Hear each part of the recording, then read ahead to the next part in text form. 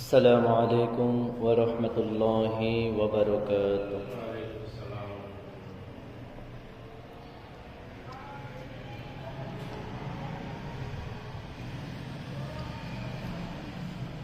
الحمد لله نحمده ونستعينه ونستغفره ونؤمن به ونتوكل عليه ونعوذ بالله من شرور أنفسنا ومن سيئات أعمالنا. من يهد الله فلا مضل له ومن يضلله فلا هادي له. ونشهد أن سيدنا نبينا حبيبنا شفيعنا مولانا محمدا عبده ورسوله صلى الله عليه وسلم.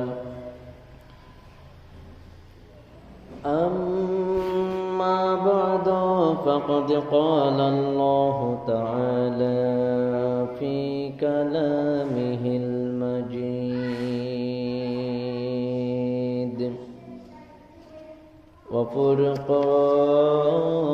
وفرقانه الحميد. إن الله وملائكته يصلون على النبي يا أيها الذين آمنوا صلوا عليه وسلموا تسليما. اللهم صل على سيدنا مولانا وعلى آل سيدنا مولانا. اللهم صل على سيدنا مولانا وعلى آل سيدنا. জোরে জোরে পড়ুন দরুদ মোহাব্বত করিয়া।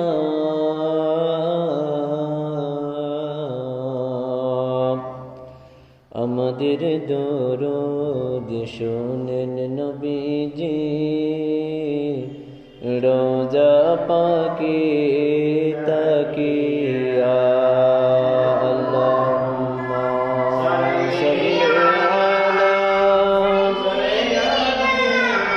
مولانا وعلى آل سيدنا مولانا.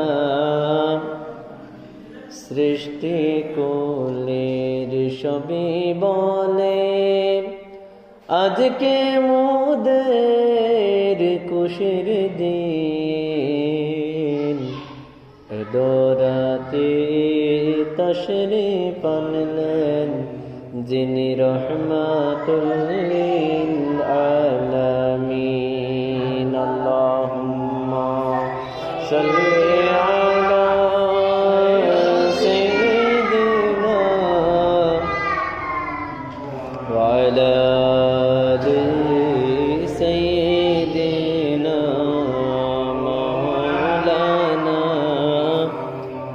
بلغ العلا بكماله كشف الدجى بجماله حسنت جميع خصاله صلوا عليه وآله بلغ العلا بكماله كشف الدجى بجماله حسنت جميع خصاله صلوا عليه وآله সকলে বলুন সাল্লাল্লাহু আলাইহি ওয়াসাল্লাম। আলহামদুলিল্লাহ, লক্ষ কোটি শুকরিয়া আদায় করছি মহান আল্লাহ পাক রব্বুল আলামিন ওনার শাহী দরবারে। কারণ আল্লাহ পাক রব্বুল আলামিন আমাকে আপনাকে এলাকার অগণিত মুসলমান থেকে যাচাই করে বাছাই করে আপনার আমার মতো কতিপয় পাপী গুনাহগার বান্দাদের উপর কাজ রহমত নাজিল করেছেন, যার কারণে আপনার আমার পক্ষে সবার আগে আগে মহান আল্লাহ পাক রব্বুল আলামিন ওনার পবিত্র ঘর, পবিত্র মসজিদে পবিত্র জুমার নামাজ আদায় করার জন্য আসা, বসা, আলোচনা করা এবং শোনার ব্যবস্থা করে দিয়েছেন। সেই আল্লাহ পাক রব্বুল আলামিন ওনার শুকরিয়া আদায় করে আমরা সকলেই সর্বোচ্চ আওয়াজ দিয়ে বলি আলহামদুলিল্লাহ। আরও একবার জোরে সোরে বলি আলহামদুলিল্লাহ। লক্ষ কোটি দুরূদ ও সালামের হাদিয়া প্রেরণ করছি যিনি সর্বকালের সর্বযুগের সর্বশ্রেষ্ঠ নবী এবং রসুল, যিনি সৈয়দুল মুরসালিন, ইমামুল মুরসালিন, খাতামুন নবিয়্যিন, রাহমাতুল লিল আলামিন, শফিউল মুজনিবিন, হাবিবুল্লাহ হুজুর পাক সাল্লাল্লাহু আলাইহি ওয়াসাল্লাম ওনার প্রতি। কারণ একমাত্র আখির রসুল হাবিবুল্লাহ হুজুর পাক সাল্লাল্লাহু আলাইহি ওয়াসাল্লাম ওনার উম্মত হবার কারণেই আমরা পৃথিবীর বুকে সর্বপ্রকার নিয়ামত পেয়েছি, পাচ্ছি এবং অনন্তকাল ধরে পেতেই থাকবো। সুবহানাল্লাহ। শুধু তাই নয়, আখির রসুল হাবিবুল্লাহ হুজুর পাক সাল্লাল্লাহু আলাইহি ওয়াসাল্লাম ওনার উম্মত হয়েছি বলেই আমরা সমস্ত সৃষ্টি জগতের মধ্যে আশরাফুল মাখলুকাত, সর্বশ্রেষ্ঠ সৃষ্টি হিসেবে পরিচিতি লাভ করেছি। সুবহানাল্লাহ। যে নবীজির উম্মত হবার কারণে আমরা সমস্ত সৃষ্টি জগতের মধ্যে আশরাফুল মাখলুকাত, সর্বশ্রেষ্ঠ সৃষ্টি হিসেবে সার্টিফিকেট পেয়েছি, পরিচিতি লাভ করেছি। সেই নবীজির সামনে আরও একবার সম্মানিত দুরূদ শরীফ পাঠ করে বলি সাল্লাল্লাহু আলাইহি ওয়াসাল্লাম। আলহামদুলিল্লাহ, আজকে পবিত্র জিলকদ শরীফ মাসের 12 তারিখ 2 নম্বর জুমা। পবিত্র জিলকদ শরীফ মাসের 12 তারিখ 2 নম্বর জুমা। আজকের দিনটি ইসলামের দৃষ্টিতে অত্যন্ত একটি গুরুত্বপূর্ণ দিন। একদিক দিয়ে পবিত্র মাস, আরেক দিক দিয়ে জুমার দিন।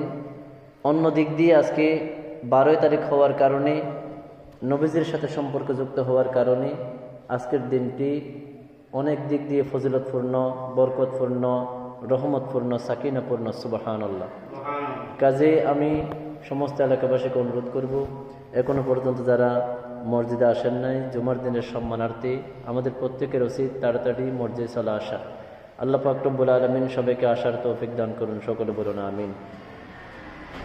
খুতবাতুল ইয়াউমা ফি ফাদাইলি আহকামুল হজ। আজকের খুতবা দিন ইসলামের অন্যতম একটি, দিন ইসলামের মধ্যে যতগুলো ইবাদত রয়েছে, ইবাদতের মধ্যে অন্যতম একটি ইবাদত পবিত্র হজ। পবিত্র হজের ফাজিল, ফজিলত, হুকুম, আহকাম সম্পর্কে। সুবহানাল্লাহ। যেহেতু হজের কয়েকটি মাস রয়েছে, বিশেষ করে রমজানের পরে যে শাওয়াল মাস, শাওয়াল, জিলকদ, জিলহজ, এই 3টি মাসকে হজের মাস বলা হয়। সুবহানাল্লাহ। প্রকৃত হজ হচ্ছে পবিত্র জিলহজ মাসে, এবং উমরা, হজ এবং উমরা সারা বছর করা যায়। তবে আমাদের নবীজি যতবার উমরা করেছেন প্রত্যেকবারে এই মাস পবিত্র জিলকদ মাসে করেছেন। সুবহানাল্লাহ।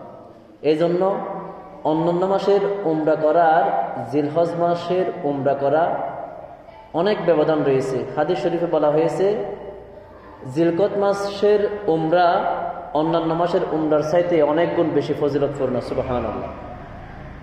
কাজে এই মাসটি হজের জন্য অত্যন্ত একটা হজ এবং উমরার জন্য অত্যন্ত একটা গুরুত্বপূর্ণ মাস।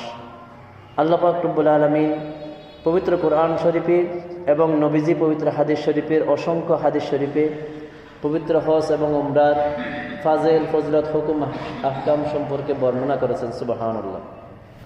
আল্লাহ পাক রব্বুল আলামিন পবিত্র কোরআনুল কারীমের সূরাতুল বাকারার 196 নম্বর আয়াত শরীফের মধ্যে ইরশাদ মুবারক করেন, ওয়া আতিম্মুল হজ্জ ওয়াল উমরাতা লিল্লাহ, ওয়া আতিম্মুল হজ্জ ওয়াল উমরাতা লিল্লাহ। আল্লাহ পাক রব্বুল আলামিন বান্দা বান্দিকে ডেকে ডেকে বলেন, হে আমার বান্দা বান্দি, ওয়া আতিম্মুল হজ্জ ওয়াল উমরাতা লিল্লাহ, তোমরা মহান আল্লাহ পাক রব্বুল আলামিন ওনার জন্যই হজ এবং উমরা করো। সুবহানাল্লাহ। তোমরা হজ এবং উমরা পূর্ণ করো, হজ এবং উমরা তোমরা পূর্ণ করো মহান আল্লাহ পাক রব্বুল আলামিন ওনার সন্তুষ্টি অর্জন করার জন্য। সুবহানাল্লাহ। কাজেই এখানে আল্লাহ পাক রব্বুল আলামিন বান্দা বান্দিকে আদেশ করেছেন হজ এবং উমরা করার জন্য। এখন হজ, হজ হচ্ছে আরবি শব্দ। হজ অর্থ ইচ্ছে করা, সংকল্প করা, উদ্দেশ্য করা। অর্থাৎ আমার সামর্থ্য থাকলে, আমার যদি পথের নিরাপত্তা থাকে, ইমানের নিরাপত্তা থাকে এবং যাওয়া আসার খরচ যদি আমার থাকে এবং সেখানে যতদিন অবস্থান করব সেখানের খরচ যদি আমার থাকে, আমার ফ্যামিলির ভরণ পোষণের দায়িত্ব পালন করার সামর্থ্য যদি আমার থাকে, তাহলে প্রত্যেকটা মানুষের জন্য জীবনে একবার হজ করা ফরজ। এটা আমাদেরকে হজ করার জন্য ইচ্ছে করতে হবে। এজন্য হজের অর্থ হচ্ছে ইচ্ছে করা, সংকল্প করা, উদ্দেশ্য করা। আমার যদি নির্দিষ্ট পরিমাণ টাকা পয়সা থাকে, আমি কি করব? হজ করব। আমাদের স্বপ্ন আছে না নাই? আমরা সবাই ইচ্ছা করি না? এই ইচ্ছে করা, সংকল্প করা, উদ্দেশ্য করার নামই হচ্ছে হজ। সুবহানাল্লাহ। আল্লাহ পাক রব্বুল আলামিন পবিত্র কোরআনুল কারীম ওনার মধ্যে ইরশাদ মুবারক করেন সূরাতুজ জারিয়াতের 56 নম্বর আয়াত শরীফের মধ্যে, ওয়ামা খালাকাতুল জিন্না ওয়াল ইনসা ইল্লা লিয়াবুদুন। আল্লাহ পাক রব্বুল আলামিন বলেন, আমি জিন এবং ইনসানকে সৃষ্টি করেছি শুধুমাত্র আমার ইবাদত করার জন্য। বলুন সুবহানাল্লাহ। আমাকে আপনাকে আল্লাহ পাক সৃষ্টি করেছেন কিসের জন্য? শুধু আমাকে আপনাকে নয়, সমস্ত সৃষ্টি জগৎকে আল্লাহ পাক রব্বুল আলামিন সৃষ্টি করেছেন আল্লাহ পাকের ইবাদত করার জন্য। বিশেষ করে এই আয়াত শরীফের মধ্যে জিন এবং ইনসানকে স্পেশাল ভাবে আল্লাহ পাক জানিয়ে দিচ্ছেন, আমি জিন এবং ইনসানকে সৃষ্টি করেছি কিসের জন্য? আল্লাহ পাকের ইবাদত বন্দেগী করার জন্য।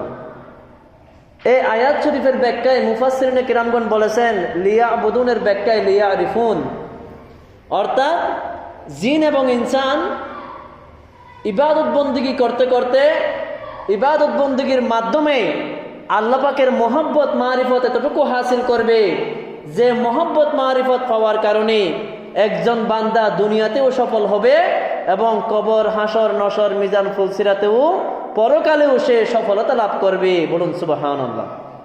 অর্থাৎ আল্লাহ পাকের মহব্বত মারিফত হাসিল করার জন্য আল্লাহ পাক জিন ইনসানকে সৃষ্টি করেছেন। সুবহানাল্লাহ। তাহলে আল্লাহ পাকের সন্তুষ্টি পাওয়ার অন্যতম মাধ্যম হচ্ছে ইবাদত, ঠিক কিনা? ইবাদত করতে হবে না? এই ইবাদতের মধ্যে অন্যতম একটি গুরুত্বপূর্ণ ইবাদত হচ্ছে হজ করা। হজ হচ্ছে ইসলামের ৪র্থ নম্বর রুকন, খুঁটি। হাদিস শরীফের মধ্যে নবীজি ইরশাদ মুবারক করেন, বুনিয়াল ইসলামু আলা খামস, ইসলামের খুঁটি হচ্ছে 5টি, যেটা প্রায় সময় আলোচনার মধ্যে নিয়ে আসা হয়। আপনি নামাজের আলোচনা করবেন, রোজার আলোচনা করবেন, যাকাতের আলোচনা করবেন, হজের আলোচনা করবেন, প্রত্যেকটা আলোচনার মধ্যে হাদিস শরীফ করে নিয়ে আসা হয় মানুষকে বোঝানোর জন্য। কারণ এগুলো বড় বড় ইবাদত, এগুলা বড় ইবাদত, এগুলো আমাদের জন্য ফরজ।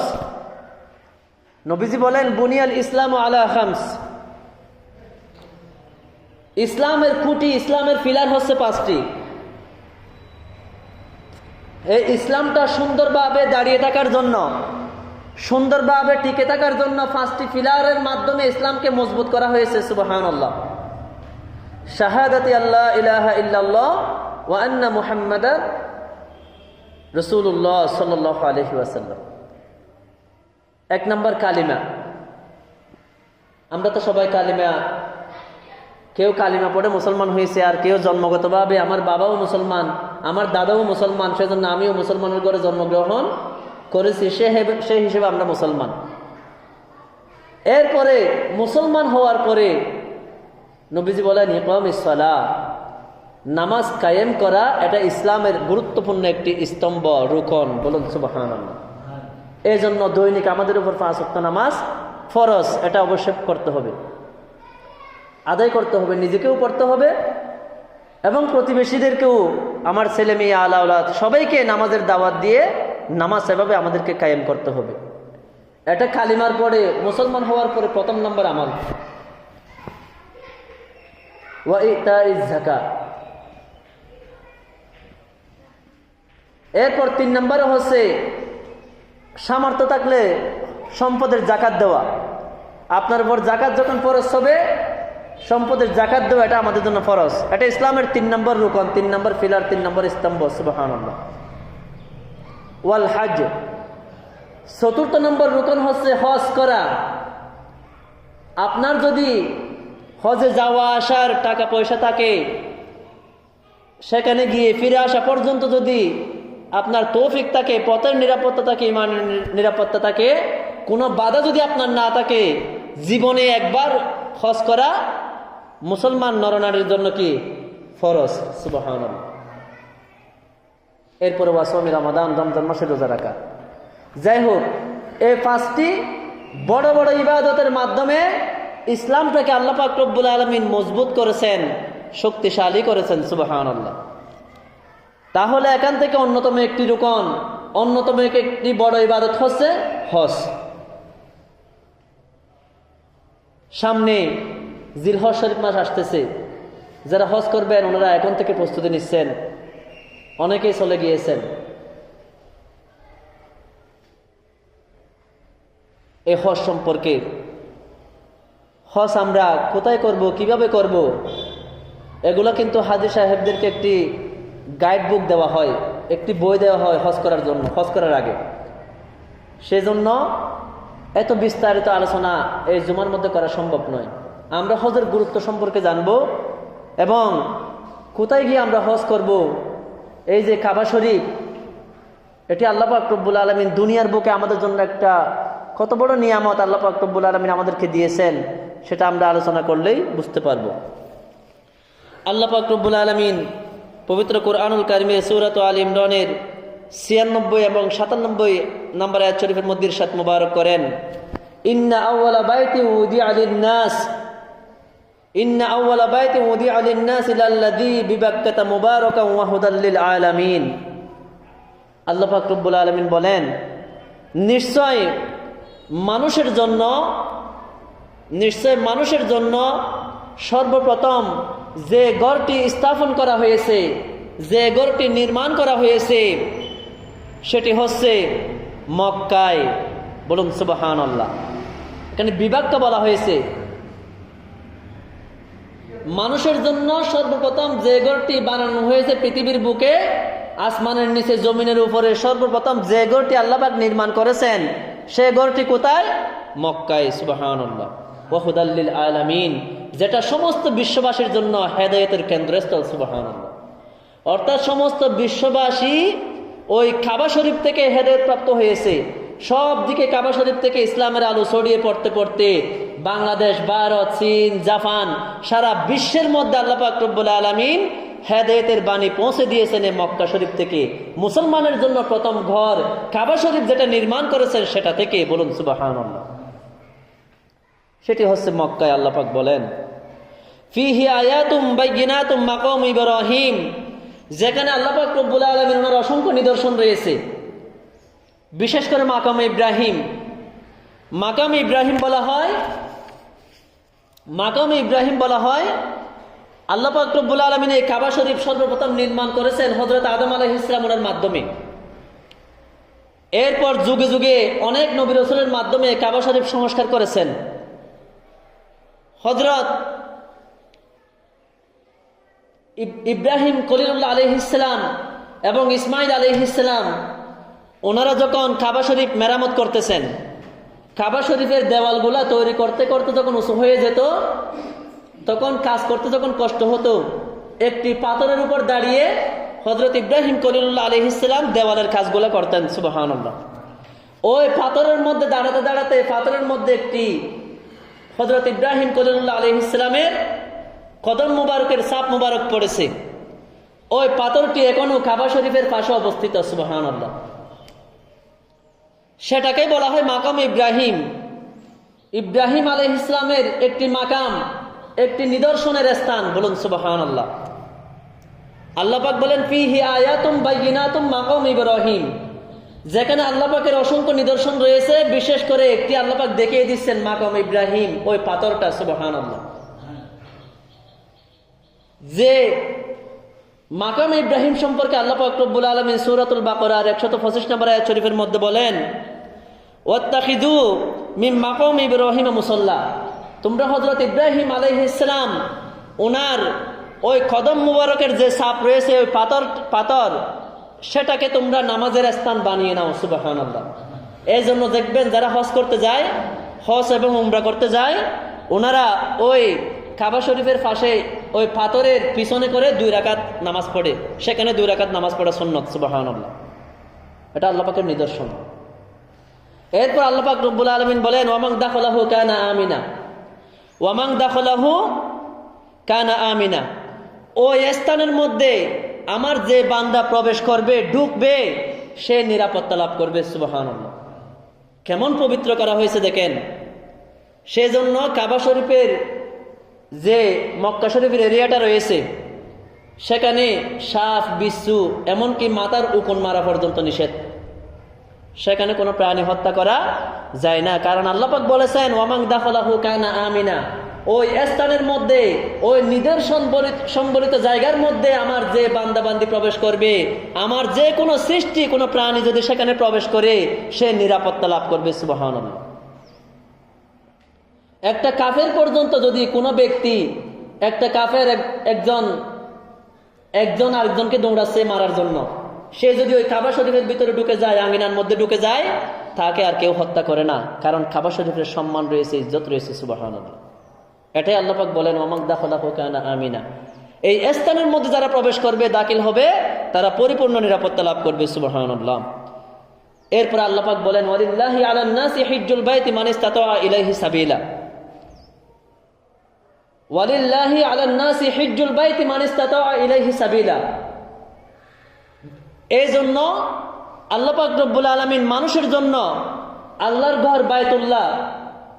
ঘর বায়তুল্লাহ হজ করা, এটা মানুষের জন্য আল্লাহ পাক রব্বুল আলামিন ফরজ করে দিয়েছেন, মান ইসতাতা, আবশ্যক করেছেন, ফরজ করে দিয়েছেন। সুবহানাল্লাহ।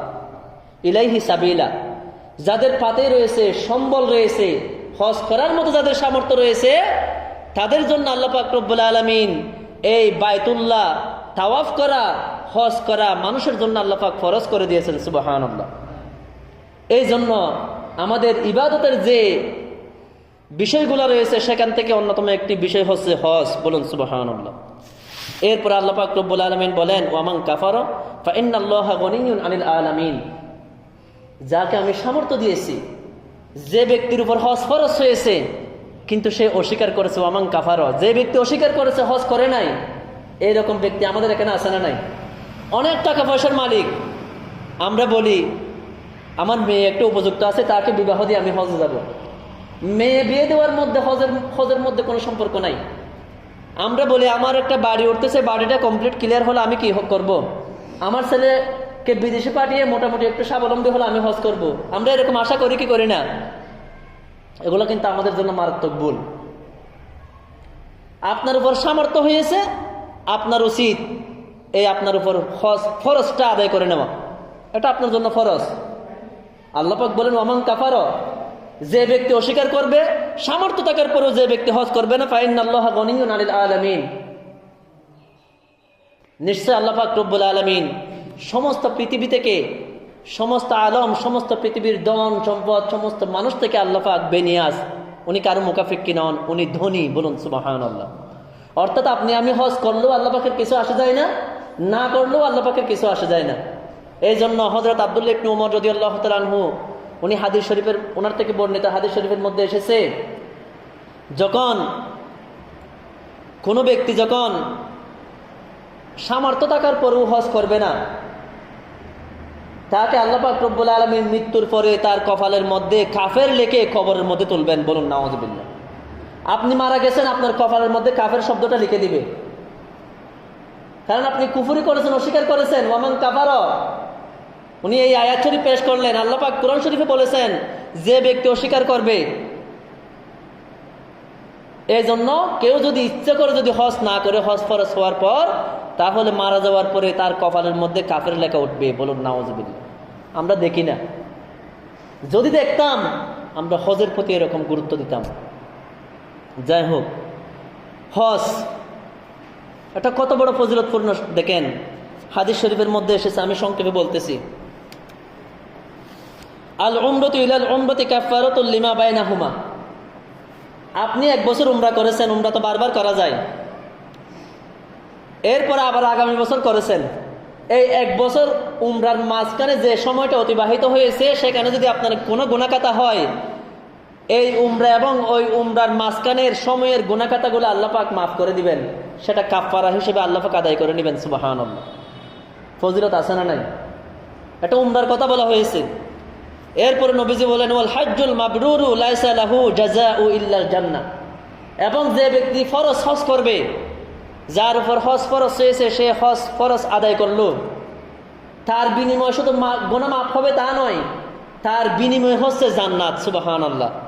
অর্থাৎ কোনো ব্যক্তি যদি হজ ফরজ হওয়ার পরে ঠিকভাবে যদি হজ আদায় করে, সে মারা যাওয়ার সাথে সাথে আল্লাহ পাক রব্বুল আলামিন তাকে জান্নাতে প্রবেশ করাবেন। সুবহানাল্লাহ। বুখারী শরীফের হাদিস শরীফ। সেজন্য হজের প্রতি গুরুত্ব দিবেন। কুরআন শরীফের মধ্যে আল্লাহ পাক রব্বুল আলামিন বলেন, সূরাতুল বাকারার 197 নম্বর আয়াত শরীফ, আল্লাহ পাক বলেন আল হাজ্জু আশহুরুম মা'লুমাত। হজের জন্য নির্দিষ্ট কিছু মাস রয়েছে। আল হাজ্জু আশহুরুম মা'লুমাত। হজের জন্য নির্দিষ্ট কতগুলো মাস রয়েছে, বিশেষ করে শাওয়াল, জিলকদ, জিলহজ, এই তিনটি মাসকে হজের মাস বলা হয়। উমরা সারা বছর করা যায়, কিন্তু জিলহজ মাসে আমাদেরকে হজ করতে হবে। এরপর আল্লাহ পাক বলেন ফামান ফারাদা ফীহিন্নাল হাজ্জ ফালা রাফাতা ওয়ালা ফুসুকা ওয়ালা জিদালা ফিল হজ। ফামান ফারাদা ফীহিন্নাল হাজ্জ ফালা রাফাতা ওয়ালা ফুসুকা ওয়ালা জিদালা ফিল হজ। সুতরাং যে ব্যক্তির উপর হজ ফরজ হয়েছে, যে ব্যক্তির উপর হজ ফরজ হয়েছে, সে যেন হজ করতে গিয়ে কোনো গুনার কাজে লিপ্ত না হয়, কোনো অশ্লীল কাজে, কোনো খারাপ কাজে যেন লিপ্ত না হয়।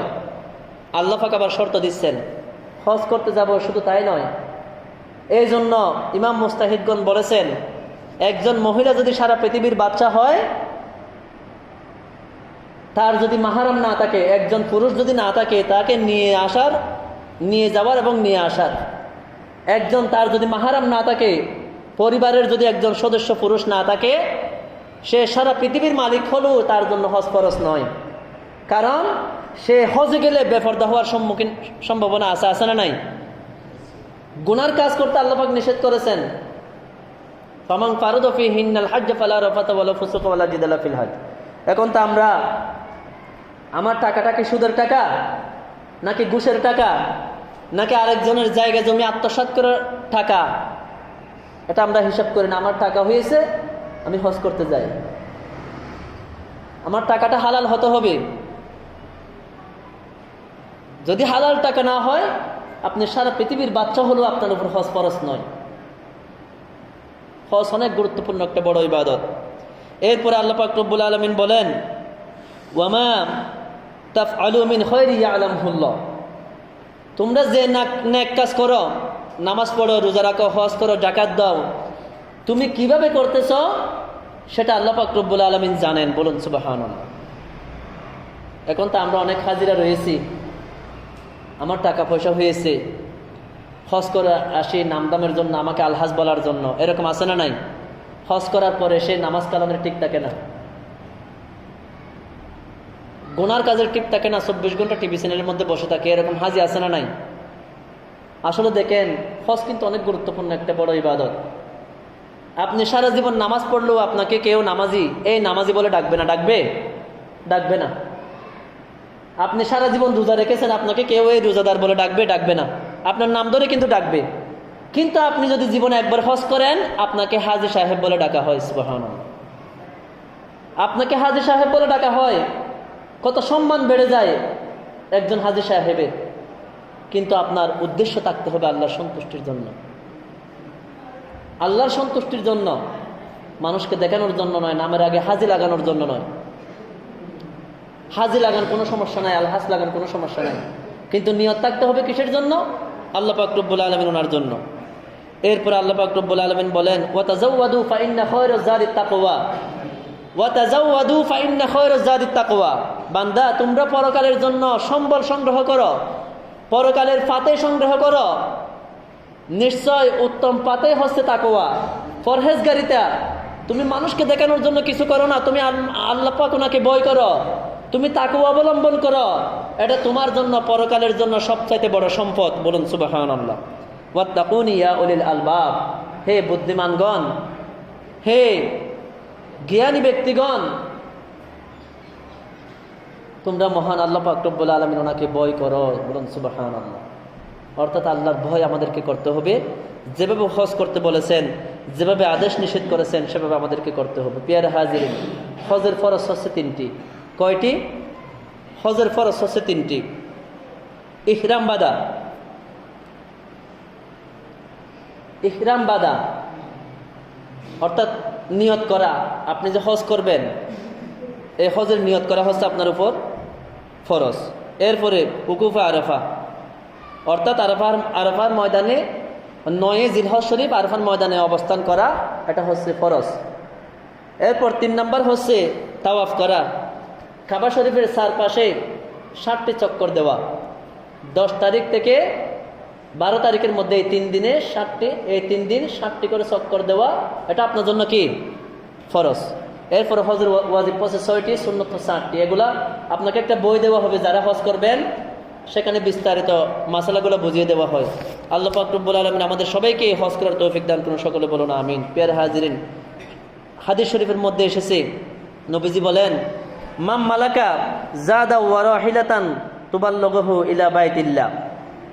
আল্লাহ পাক রব্বুল আলামিন ওনার ঘরে যাওয়া আসার জন্য আল্লাহ পাক একজন ব্যক্তিকে সম্পদ দিয়েছেন, সামর্থ্য দিয়েছেন, কিন্তু ওয়ালাম ইয়াহুজ, সে ব্যক্তি হজ করে নাই।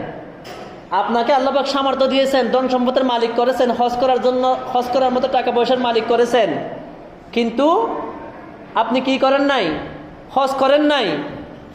ফালা আলাইহি আন ইয়ামুতা ইয়াহুদিয়া আও নাসরানিয়া। নবীজি বলেন, সে ইহুদি হয়ে মারা যাক এবং নাসারা হয়ে, খ্রিস্টান হয়ে মারা যাক, আমার কিছু আসে যায় না। বলুন নাউযুবিল্লাহ। ওয়াযালিকা আন্নাল্লাহা ইয়াকুলু ফি কিতাবিহি ওয়ালিল্লাহি আলান নাসি হিজ্জুল বাইতি মান ইসতাতা ইলাইহি সাবিলা। নবীজি বলেন, কারণ এটা এজন্যই যে আল্লাহ পাক রব্বুল আলামিন কিতাবের মধ্যে বলেন, কোরআন শরীফের মধ্যে বলেন, ওয়া ইয়াকুলু ইলাইহি কিতাবি, আল্লাহ পাক কিতাবের মধ্যে বলেন, কোরআন শরীফের মধ্যে বলেন, ওয়ালিল্লাহি আলান নাসি হিজ্জুল বাইতি মান ইসতাতা ইলাইহি সাবিলা। যাদের সামর্থ্য রয়েছে, টাকা পয়সা রয়েছে হজ করার মতো, অথচ তারা বায়তুল্লাহ, তাদের জন্য ফরজ হচ্ছে বায়তুল্লাহ হজ করা, হজ পালন করা তাদের জন্য ফরজ। যাদের সামর্থ্য থাকার পরেও হজ করবে না, তারা ইহুদি হয়ে মরুক এবং নাসারা হয়ে মরুক, এটা আল্লাহ পাকের কিছু যায় আসে না। বলুন নাউযুবিল্লাহ। অর্থাৎ যে ব্যক্তি সরাসরি হজকে অস্বীকার করবে সামর্থ্য থাকার পরেও, সে ইহুদি হয়ে যাবে, নাসারা হয়ে যাবে। বলুন নাউযুবিল্লাহ। এরপর অন্য হাদিস শরীফের মধ্যে নবীজি বলেন, মাল্লাম ইয়ামনাহু মিনাল হাজ্জি হাজাতুন যাহিরা। যে ব্যক্তিকে প্রকাশ্য কোনো অভাবগ্রস্ত বাধা দেয়নি, অর্থাৎ আপনার এমন অভাব রয়েছে প্রকাশ্য, যার কারণে আপনি হজ করতে পারতেছেন না, আপনার অভাব আপনার বাধা হয়েছে, প্রতিবন্ধক হয়েছে, আও সুলতানুন জাইরন, এবং অত্যাচারী শাসকের মাধ্যমে আপনি বাধাগ্রস্ত হন নাই, আও মারদুন হাবিসুন, এবং কঠিন কোনো রোগে আপনি আক্রান্ত হন নাই, আপনার অসুখ নাই, অসুখ আপনাকে বাধা দেয় নাই, আপনাকে জালিম কোনো শাসক বাধা দেয় নাই, আপনাকে আপনার অভাব অনটন দুঃখ কষ্ট আপনাকে বাধা দেয় নাই, কিন্তু ফামাত ওয়ালাম ইয়াহুজ, এবং আপনি হজ না করে মারা গেলেন, আপনার অভাবও নাই, আপনার জালিম শাসকের দ্বারা বাধাগ্রস্ত হন নাই, আপনি বেশি অসুস্থ হন নাই, কিন্তু আপনি হজ না করে মারা গেলেন, তখন কি হবে? ফাল্লিয়ামুত ইনশাআ ইয়াহুদিয়া ওয়া ইনশাআ নাসরানিয়া। আপনার ইচ্ছে হলে আপনি ইহুদি হয়ে মরেন, আপনার ইচ্ছে হলে আপনি নাসারা হয়ে খ্রিস্টান হয়ে মরেন। বলুন নাউজুবিল্লাহ। অর্থাৎ আপনি মুসলমান থাকতে পারবেন না যদি আপনার অভাব না থাকে, আপনার শরীরে যদি কঠিন কোনো রোগ না থাকে, আপনার যদি জানের কোনো ভয় না থাকে, জালেম শাসক দ্বারা যদি আপনি বাধাগ্রস্ত না হন, তাহলে অবশ্যই আপনাকে কি করতে হবে? হজ পালন করতে হবে। না হলে আপনি ইহুদি এবং নাসারা হয়ে মারা যাওয়ার মধ্যে কোনো সন্দেহ নাই। বলুন নাউজুবিল্লাহ। এরপরে নবীজি বলেন, ইদা লাকিতুল হাজ, যে ব্যক্তি, হে আমার বান্দারা, যখন তোমরা দেখবে, ইদা লাকিতুল হাজ, যখন তোমরা দেখবে কোনো হাজি হজ করে এসেছেন।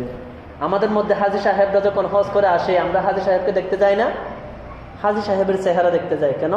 আমরা মনে করি সে আল্লাহর ঘর দেখেছে, তার চেহারার দিকে তাকালে আমাদের গুনাহখাতা মাপ পাবে, তার চেহারার দিকে তাকালে সে কাবা শরীফ দেখেছে, কাবা শরীফ দেখা হবে। এটা আমরা মনে করি হাজি সাহেবের চেহারা দেখতে যায় কি যায় না? হাজি সাহেবের সাথে সাক্ষাৎ করতে যাই। নবীজি বলেন, উম্মত ইজা লাকিতুল হাজ, যখন তোমরা দেখবে কোন হাজি হজ করে এসেছে, ফাসাল্লাম আলাইহি, তখন তোমরা তাকে সালাম দিবে। বলুন সুবহানাল্লাহ। ওয়াসাফিহু, এবং তোমরা তার সাথে মুসাফা করবে, তার সাথে কোলাকুলি করবে। বলুন সুবহানাল্লাহ। ওয়ামুরহু আন ইয়াস্তাগফির লাকা ক্বাবলা আন ইয়াদখুলা বাইতা, কারণ একজন হাজি সাহেব হজ করে আসার সময় তার ঘরের মধ্যে প্রবেশ করার আগে তাকে ক্ষমা করে দেওয়া হয়। সুবহানাল্লাহ। একজন হাজি সাহেব যখন হজ করে আসে, সে ঘরের মধ্যে ঢুকে নাই, ঘরে প্রবেশ করার আগে তার গুনাহখাতাগুলো আল্লাহ পাক মাফ করে দেন। সুবহানাল্লাহ। কত বড় নিয়ামত দেখেন। হজ করে আসার সময় ঘরে ঢুকার আগে ওই হাজি সাহেবের গুনাহখাতা আল্লাহ পাক মাফ করে দেয়। সেই জন্য যখন তোমরা দেখবে কোনো হাজি সাহেব আসতেছে ঘরের মধ্যে হজ করে, তোমরা তাকে সালাম দিবে, তার সাথে মুসাফা করবে, মুআনাকা করবে, কোলাকুলি করবে। বলুন সুবহানাল্লাহ। ফাইন্নাহু মাগফুরুল লাহু, এবং সে যদি কারোর জন্য দোয়া করে, তুমি যদি তার কাছে দোয়া চাও, আমার জন্য আপনি দোয়া করেন, সে যদি আপনার জন্য দোয়া চায়, আল্লাহ পাক রব্বুল আলামিন আপনাকেও ক্ষমা করে দিবেন। সুবহানাল্লাহ। আপনাকেও ক্ষমা করে দিবেন। কারণ হাদিস শরীফের মধ্যে এসেছে, হাজি সাহেবের জন্য 3টি পুরস্কার। যে হজ করে তাকে অবশ্যই আল্লাহ পাক ক্ষমা করে দেন। সুবহানাল্লাহ। এবং হাজি সাহেবকে যে দেখবে তাকে আল্লাহ পাক রব্বুল আলামিন ক্ষমা করে দেন। এবং হাজি সাহেব যার জন্য হাত তুলবে, যার জন্য ক্ষমা চাইবে, তাকে আল্লাহ পাক রব্বুল আলামিন ক্ষমা করে দিবেন। সুবহানাল্লাহ। এটা অনেক বড় পুরস্কার।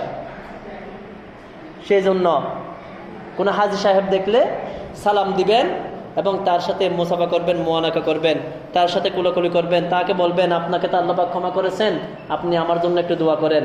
আল্লাহ পাক রব্বুল আলামিন হাজি সাহেব যদি আপনার জন্য দোয়া করেন, আপনাকে আল্লাহ পাক ক্ষমা করে দিবেন। বলুন সুবহানাল্লাহ। এরপরে নবীজি হাদিস শরীফের মধ্যে আর বলেন, মান হাজ্জা লিল্লাহি ওয়া লাম ইয়াফসুক, যে ব্যক্তি হজ করেছে, হজ করে আসার পরে সে আর কোনো ফাসিকি কাজ করে নাই, গুনার কাজ করে নাই। দেখেন নবীজি বলেন, রজা কায়াউমি ওয়ালাদাতহু উম্মুহু, সে যেন মায়ের গর্ভ থেকে জন্মগ্রহণ করলে যেমন নিষ্পাপ, একটা শিশু যেমন মায়ের গর্ভ থেকে জন্মগ্রহণ করলে নিষ্পাপ, তার কোনো গুনাহখাতা থাকে না, ওই রকম সে যদি হজ করে আসার পরে যদি আর কোনো ফাসিকি কাজে লিপ্ত না হয়, সেখানে গিয়ে যদি কোনো ফাসিকি গুনার কাজে লিপ্ত না হয়, তাহলে আল্লাহ পাক রব্বুল আলামিন তাকে ওই নিষ্পাপ শিশুর মতো মাসুম করে দিবেন, নিষ্পাপ করে দিবেন, তার গুনাহখাতাগুলো আল্লাহ পাক মাফ করে দিবেন। সুবহানাল্লাহ। কত বড় ফজিলত রয়েছে দেখেন। কিন্তু আমরা অধিকাংশ হাজি সাহেবদেরকে দেখা যায় হজ করে আসার পরেও তারা গুনাহ ছাড়তে পারে না, 5 ওয়াক্ত নামাজ পড়ে না, নাউজুবিল্লাহ। এই জন্য হাদিস শরীফের মধ্যে এসেছে, শেষ জামানায় মানুষ হজ করবে 3টি কারণে। যারা বড় লোক তারা হজ করবে ভ্রমণের উদ্দেশ্যে। বাংলাদেশে আর কতদিন থাকবো, একটু হজ করার নাম করে হলো আমি কি বাহিরের দেশগুলা ঘুরে আসি, এরকম আছে না নাই? ভ্রমণ করতে যায়, সফর করতে যায়। আবার যারা মধ্যবিত্ত লোক, তারা হজ করে ব্যবসার জন্য। অনেকে দেখবেন উমরার টিকিট নিয়ে, উমরার ভিসা নিয়ে তারা সেখানে গিয়ে লুকিয়ে চুরি করে আত্মগোপন করে তাকে টাকা ইনকাম করে, আছে না নাই? এইরকমও আছে। নবীজি বলেন, যারা মধ্যবিত্ত লোক এদের অনেকে হজ করবে কিসের জন্য? ব্যবসার জন্য, নাউজুবিল্লাহ। আর অনেকেই আছে যারা হজ করবে নামের আগে আলহাজ লাগানোর জন্য। আপনার মনের মধ্যে থাকবে আমাকে মানুষ হাজী সাহেব বলুক, আলহাজ বলুক, এরকম অনেকে আছে না নাই? এদেরকে আল্লাহ পাক বলবেন হাত্তা উলকিয়া ফিন্নার, তাদেরকে চুলে ধরে উপর করে জাহান্নামে নিক্ষেপ করা হবে। বলুন নাউযুবিল্লাহ। এই জন্য হজ হচ্ছে দিন ইসলামের অন্যতম একটি রুকন। হজ অবশ্যই যাদের সামর্থ্য আছে হজ করবেন। যদি সামর্থ্য থাকার পরে হজ না করেন তাহলে ইহুদি এবং নাসারা হয়ে মারা যাওয়ার সম্ভাবনা রয়েছে। সরাসরি হাদিস শরীফ, যদি ইহুদি হতে না চান, নাসারা হতে না চান, মুসলমান হিসেবে ইন্তেকাল করতে চান, তাহলে অবশ্যই হজ ফরজ হলে হজ করবেন এবং সেই হজটা অবশ্যই আল্লাহর জন্য করবেন। এটা সামর্থ্যবান ব্যক্তির জন্য জীবনে একবার ফরজ। আল্লাহ পাক রব্বুল আলামিন আমাদের সবাইকে হজ করার তৌফিক দান করুন। প্রিয় হাজিরিন, এই হজ আমরা করতে যাব কোথায়? সৌদি আরব, মক্কা শরীফ, ঠিক কিনা? এই মক্কা শরীফ আল্লাহ পাক ওনার গড়। আল্লাহ পাক বলেন এটা বরকতময় একটি গড়, ওয়া হুদাল্লিল আলামিন, যেটা সমগ্র বিশ্ববাসীর জন্য, সমস্ত সৃষ্টি জগতের জন্য হেদায়েত স্বরূপ। আমি এই কাবা শরীফ থেকে, মক্কা শরীফ থেকে আমি সবাইকে হেদায়েত দান করব। বলুন সুবহানাল্লাহ। এই মসজিদ কাবা শরীফের একটি অংশ, ঠিক কিনা? আল মসজিদ বাইতুল্লাহ, মসজিদ কাবা শরীফের একটি অংশ। তাহলে যুগে যুগে যেভাবে হজরত আদম আলাইহিস সালাম থেকে শুরু করে ইব্রাহিম খলিলুল্লাহ আলাইহিস সালাম, ইসমাইল আলাইহিস সালাম, ওনারা যেভাবে কাবা শরীফের সংস্কার করেছিলেন, এই আল্লাহর গড় মসজিদের সংস্কার করার দায়িত্ব আমাদের আছে না নাই? নতুন করে কি কোনো ওহী নাজিল হবে? লা নাবিয়্যা বা'দি আনা খাতামুন নাবিয়্যিন, লা নাবিয়্যা বা'দি, আমি শেষ নবী, আমার পরে কোনো নবী আসবে না। আমার নবীজি শেষ নবী। আমার নবীজির পরে যদি কোনো নবী রাসূল আসতো তাহলে ওহী আসতো, ঠিক কিনা? আমার নবীজির পরে আর কোনো নবী রাসূল আসবে না, সেই জন্য কোনো ওহীও আসবে না। যদি এখন ওহী নাজিল হওয়ার যদি ব্যবস্থা থাকতো, তাহলে আল্লাহ পাক যেভাবে কাবা শরীফকে নির্মাণ করার জন্য ওহী করেছেন, সেভাবে আমাদের প্রতি ওহী করতেন, হে আমার বান্দারা, তুমি আমার ঘরের অভাবটা দূর করে দাও না, তুমি আমার ঘরটা মেরামত করো না। কিন্তু আল্লাহ পাক কিন্তু আমাদেরকে আগে আদেশ করে গিয়েছেন, আমরা এগুলা ফিকির করি না। হযরত আদম আলাইহিস সালাম উনি যখন কাবা শরীফ নির্মাণ করেছেন, নির্মাণ করার পরে একটু খেয়াল করবেন এই ঘটনাটা। উনি কাবা শরীফ নির্মাণ করার পরে আল্লাহ পাক গেলেন, হযরত আদম আলাইহিস সালাম বলতেছেন, আল্লাহ পাক রব্বুল আলামিন, কাবা শরীফ তো আমি নির্মাণ করেছি, অনেক কষ্ট হয়েছে, সবাই তো কাজের পারিশ্রমিক পায়। একজন মানুষ যখন দিনমজুর কাজ করে সে দিন শেষে পারিশ্রমিক পায়, একজন মানুষ যখন রাজমিস্ত্রি কাজ করে সে তার পারিশ্রমিক পায়। প্রত্যেক কাজের একটা পারিশ্রমিক আছে। আমি যে কষ্ট করে কাবা শরীফ নির্মাণ করেছি, বানিয়েছি, আমার কি কোনো পারিশ্রমিক আছে? আল্লাহ পাক রব্বুল আলামিন বলেন, হ্যাঁ হ্যাঁ আছে। আপনার পারিশ্রমিক হচ্ছে আমি আপনার যারা আদম সন্তান রয়েছে, আপনার যারা সন্তান আসবে কিয়ামত পর্যন্ত, তাদের সবাইকে আমি মাফ করে দিলাম। সুবহানাল্লাহ। এই কাবা শরীফ নির্মাণ করার কারণে আল্লাহ পাক রব্বুল আলামিন কিয়ামত পর্যন্ত যত আদম সন্তান আসবেন তাদের সবার গুনাহ খাতাগুলো আল্লাহ পাক রব্বুল আলামিন মাফ করে দিয়েছেন। বলুন সুবহানাল্লাহ। এটা হযরত আদম আলাইহিস সালাম ওনাকে প্রতিশ্রুতি দিচ্ছেন। এরপরে হযরত আদম আলাইহিস সালাম বলেন, আল্লাহ পাক রব্বুল আলামিন, আমি শান্ত হতে পারি নাই, আমার পারিশ্রমিক আরো একটু বাড়িয়ে দিন। আল্লাহ পাক রব্বুল আলামিন বলেন, ও হযরত আদম আলাইহিস সালাম, আমি আপনার যে সন্তানরা, যে মানুষ কাবা শরীফ এসে হজ করবে, হজ পালন করবে, তাদের জন্য আমি জান্নাত ওয়াজিব করে দিলাম। বলুন সুবহানাল্লাহ। হযরত আদম আলাইহিস সালাম বলেন, আল্লাহ পাক রব্বুল আলামিন, আমি তৃপ্ত হতে পারি নাই, আমাকে আরো একটু পুরস্কৃত করুন, আমাকে আরো পুরস্কার দান করুন, আরো পারিশ্রমিক দিন। আল্লাহ পাক রব্বুল আলামিন বলেন, ও হযরত আদম আলাইহিস সালাম, আপনার যে সন্তান, আমার যে বান্দা বান্দি যারা হাজী সাহেবের দিকে নজর দিবে, কাবা শরীফের দিকে নজর দিবে, হাজী সাহেবের দিকে নজর দিবে, আমি তাদের জিন্দেগির সমস্ত গুনাহ খাতাও মাফ করে দিলাম। বলুন সুবহানাল্লাহ। এই কাবা শরীফ নির্মাণ করার কারণে আল্লাহ পাক রব্বুল আলামিন হযরত আদম আলাইহিস সালাম ওনাকে তিনটি সুসংবাদ দিলেন। সুবহানাল্লাহ। তাহলে এই মসজিদ কাবা শরীফের একটি অংশ। এই মসজিদের অভাব আমরা যারা দূর করব, আল্লাহ পাক রব্বুল আলামিন আমাদেরকেও মাফ করে দিবেন। বলুন সুবহানাল্লাহ। আমি যেটা বলতে চেয়েছিলাম, প্রিয় হাজিরিন, কারেন্টের বিল এসেছে 635 টাকা, বেশি টাকা না। আমরা চাইলে এখানে যারা আছি, আমরা নিজেরা চাইলে এই মুহূর্তে এই টাকাগুলো আমরা বহন করতে পারি কি পারি না? একজন 20 টাকা করে দিলেও কিন্তু 635 টাকা হয়ে যায়। একটা সাধারণ বিষয়, মসজিদ থেকে বের হয়ে যদি একটু বৃষ্টি দেয়, আপনি বাসায় যাবেন না, চায়ের দোকানে বসে থাকলে এক কাপ চা একটা বিস্কিট খেলে 20 টাকা চলে যাবে না? এইরকম একটি চা কম খেয়ে, একটি পান না খেয়ে আপনি 20 টাকা আজকে কারেন্ট বিলের জন্য দেন না, মসজিদের অভাবটা গুছিয়ে দেন না। নবীজি হাদিস শরীফের মধ্যে বলেন, ইন্নাল্লাহা ইযা হাব্বা আবেদান, যখন আল্লাহ পাক রব্বুল আলামিন কোনো বান্দাকে মহব্বত করে, যখন আল্লাহ পাক রব্বুল আলামিন কোনো বান্দাকে মহব্বত করে, জালাহু কাইয়িমা মসজিদ, তাকে আল্লাহ পাক রব্বুল আলামিন মসজিদের খাদেম বানিয়ে দেন, মসজিদের অভাব দূর করাকারী বানিয়ে দেন। বলুন সুবহানাল্লাহ। আপনি আমি চাইলে টাকা পয়সা দান করতে পারবো না, আপনি আমি চাইলে কারেন্টের বিল দিতে পারবো না, আপনি আমি চাইলে মসজিদে দান খয়রাত করতে পারবো না। নবীজি বলেন, ইন্নাল্লাহা ইযা হাব্বা আবেদান, যাকে আল্লাহ পাক রব্বুল আলামিন, যখন আল্লাহ পাক রব্বুল আলামিন যাকে মহব্বত করবেন, তাকে জালাহু কাইয়িমা মসজিদ, মসজিদের খাদেম বানিয়ে দেন, মসজিদের সহযোগীকারী বানিয়ে দেন। বলুন সুবহানাল্লাহ। কাজে আজকে আমরা চাই আল্লাহ পাক রব্বুল আলামিন আমাদেরকে আল্লাহ পাকের মহব্বতের বান্দা বানিয়ে নিক। আমরা মসজিদে কারেন্ট বিলের জন্য 20 টাকা করে পারি, 30 টাকা করে পারি, 50 টাকা করে পারি, প্রত্যেকে পকেটে হাত দিন। এই কারেন্ট বিলের জন্য যেন আর করতে না হয়, আমরা যেন আজকে কারেন্টের বিলটা দিয়ে দিতে পারি। আমি অনুরোধ করব, 2 মিনিট একজন ব্যক্তি ওঠেন, একজন ওঠেন না হুজুর, একজন ওঠেন, একজন ওঠেন, প্রত্যেকের কাছে যান, যান ওইদিকে একজন ওঠেন, হারুন ভাই ওঠেন না, কারেন্ট বিলের জন্য আপনি নেন, প্রত্যেকে দিবেন 10-20 টাকা করে, দেখবেন আজকের মধ্যে কারেন্ট বিলটা শেষ হয়ে গেল। এটা কাবা শরীফের একটি অংশ। আমরা যে ঘর এখান থেকে লক্ষ লক্ষ টাকা খরচ করে হজ করতে যাই, যে হাজিদেরকে আল্লাহ পাক মাফ করে দেন। নবীজি বলেন, মান বানা লিল্লাহি মাসজিদান বানাল্লাহু লাহু বাইতান ফিল জান্নাহ, যে ব্যক্তি আল্লাহ সন্তুষ্টির জন্য একটি মসজিদ নির্মাণ করবে, একটি মসজিদ তো আপনি করতে পারবেন না, মসজিদে আপনি 1 টাকা দিয়ে যদি সহযোগিতা করেন, তাহলে নবীজি বলেন তার জন্য আল্লাহ পাক রব্বুল আলামিন জান্নাতের মধ্যে একটি বালাখানা তৈরি করবেন। বলুন সুবহানাল্লাহ। আল্লাহ পাক রব্বুল আলামিন আমাদের সবাইকে এভাবেই, এর মাধ্যমে কিন্তু একটি মহব্বত তৈরি হয়, মসজিদের প্রতি আপনার মহব্বত তৈরি হয়। আপনি যখন মসজিদে টাকা পয়সা দান করলেন, মসজিদ আপনাকে মহব্বত করবে। এই মসজিদ কঠিন হাসরের ময়দানে যখন আমরা নিজের গ্রামে নিজে সাঁতার কাটবো, তখন আমাদেরকে ভর্তি করে মসজিদ জান্নাতে নিয়ে যাবে। বলুন সুবহানাল্লাহ। আল্লাহ পাক রব্বুল আলামিন আমাদের সবাইকে মসজিদের অভাবগুলো দূর করার তৌফিক দান করুন, বিশেষ করে হজের প্রতি গুরুত্ব দেওয়ার তৌফিক দান করুন। যাদের সামর্থ্য রয়েছে তাদেরকে হজ করার তৌফিক দান করুন, এবং যাদের সামর্থ্য নাই, আল্লাহ পাক সবাইকে হজ করার মতো সামর্থ্য দান করুন। সকলে বলুন আমিন। ওয়া আখিরু দাওয়ানা আলহামদুলিল্লাহি রাব্বিল আলামিন।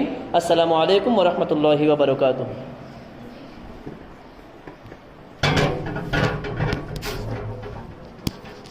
যারা সাহাবাকে সুন্নাত পড়েনি, সাহাবাকে কবলাল জুমা পড়েনি।